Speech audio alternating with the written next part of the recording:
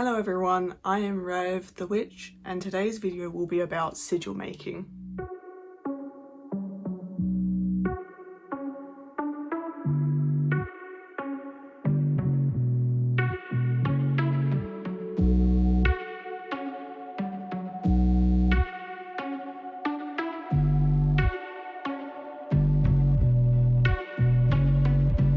So, what is a sigil? A sigil is a bunch of lines, dots, and symbols that come together to form an image with a personalized meaning. A sigil in itself is a spell because once the image has been created with your meaning, you have to pour energy into that sigil to make it do what you want it to. There are a variety of ways to make a sigil, including but not limited to using a planetary grid or a basic number grid, or even just drawing one straight from scratch. You can create a sigil for anything. Create a personalized protection sigil, one for creativity or even one for money. When starting off with making sigils, it's best to start small, and I don't mean drawing it so it's tiny. Hey, welcome to my house. Oh, thank you. Hey, that's an interesting picture. What, this? This is just my protection sigil. Where's the sigil? Right here. But what I mean is creating sigils for things that have no real meaning.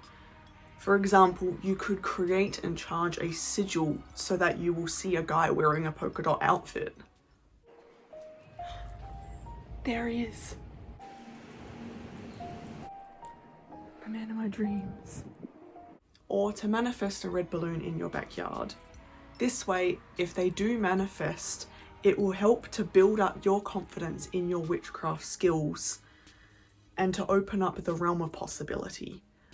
And if they don't, then it doesn't really matter. It wasn't anything important and you can just try again with something else later, but really amp up the energy freezing for it. Before we do that, what you want to do is write out your sentence or word for what you want the sigil to symbolize. Some do's and don'ts to this. When making one out of a sentence, you're going to want to be using more immediate and positive language. Things like I have or I am. Because by using I want or more vague language, you're telling the universe that it doesn't have to manifest immediately and the universe will take its time. Hey man, can I get a new car or something? Yeah, sure, just let me finish this game. 1 week later. Dude, it's been a week. I thought you said that you were going to get me that new car. Yeah, I'll get onto it.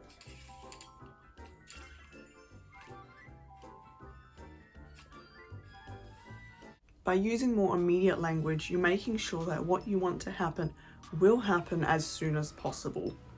If you're always in want, you're never having. The subconscious and the universe operates in the now. You also don't want to be using negative language like I am not, or harming none, or I don't, because the subconscious doesn't understand those phrases. Like really young children, your subconscious only understands feelings and emotions. And I don't suggest using runes in your sigil either. A rune is a spell within itself and generally isn't good to draw within a sigil because it may be confusing. Alright, my sigil's done. Here you go. Thank you very much. I'll get started. What the fuck am I looking at? So with that out of the way, the example sentence I will be using is I am abundant. First, you want to write it down and then remove all the vowels. Then, if you have any recurring letters, you remove those as well. The first way is with a basic number grid. So what you want to do is to write out the numbers 1 to 9 or 0, your choice, and then write the alphabet underneath like this. Once you've done that, you can draw up a grid or circle and write the numbers in it. It's your decision. It doesn't have to be anything fancy or look all that nice. And it doesn't matter what order they're in. Then you will draw a circle at the number that corresponds with your starting letter. So mine is M. You can see M is 4. So I would draw a little circle there, because that's the start. And like a connect the dots, you draw a line to each of the other number correspondences and finish it off with another circle, like so.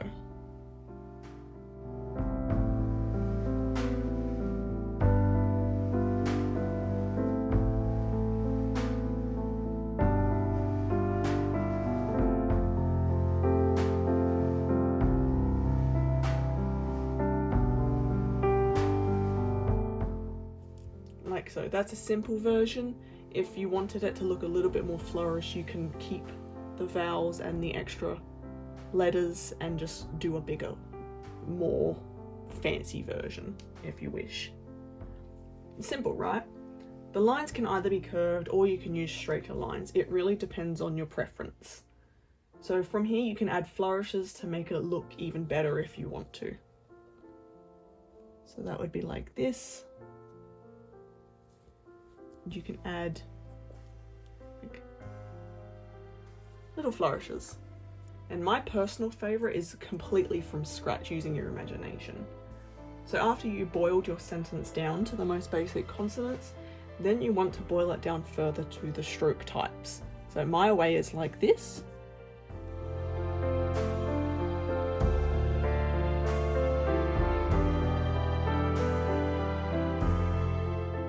So it's either each stroke type or just the most prominent one when you write it. Now with these strokes you can arrange them together to make a symbol that you like. You can do this as many times as you want, but don't erase the previous ones, because you can use the previous ones as inspiration for your next ones. And you can add extra lines and dots as flourishes until you end up with a sigil that you like the look of.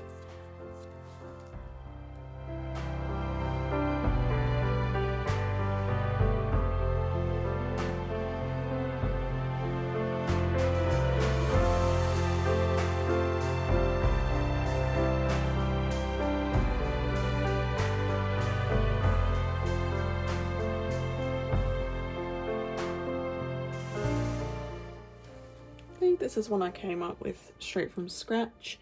I don't use all of them all the time, and you can move the symbols around. When it comes to charging your sigil, there are a variety of methods. What you will want to do is start by raising energy to push into your sigil, and you can do so by achieving a trance state. Dancing until exhaustion, giving yourself a jump scare. Or if you're into sex magic, then you can pleasure yourself. But the entire time you are raising energy, you want your sigil to be visible for when you reach the final gnosis point and can push that energy into the sigil. If your sigil is an ongoing sigil for protection or something, then simply placing it in a highly visible place and being able to see it is enough to give it small amounts of energy to keep it charged after your first initial charge. However, it does make it harder to forget the meaning, and so the energy will take longer to release. For more immediate and temporary sigils, you should get someone to hide the sigil or destroy it to forget about it entirely. Through the process of forgetting about it, it allows the thought to leave them from the mental plane into the subconscious, and from there into the astral plane, where the universe will work on it. You want to make sure to forget about it, because if you're constantly thinking about it, then the subconscious is constantly having to tell you that it's working on it, and then it's never getting the chance to actually go and work on it. Anyway guys, I hope this video was helpful for you. If you have any questions, please leave them in the comments below. If you enjoyed this video, please leave a like, and you can subscribe to my channel for future videos. Anyway, that's it for this video. Thank you for watching, and blessed be.